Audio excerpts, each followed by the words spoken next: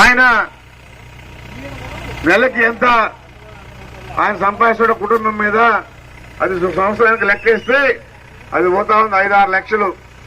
ఆయన ఇచ్చేది 1-2 లక్షలైతే మీ వాళ్ళు ఇచ్చేది మీ కుటుంబం ద్వారా 5 సంవత్సరాలకి 5-6 లక్షలు పోతా ఉంది.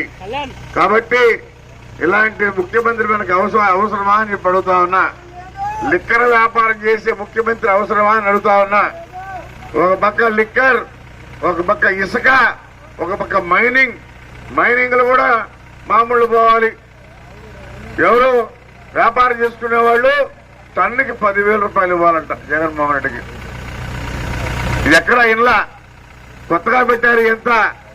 కాబట్టి రేపు రాబోయే రోజుల్లో మీ పొలాలు కూడా మీ చేతుల్లో ఉండవు.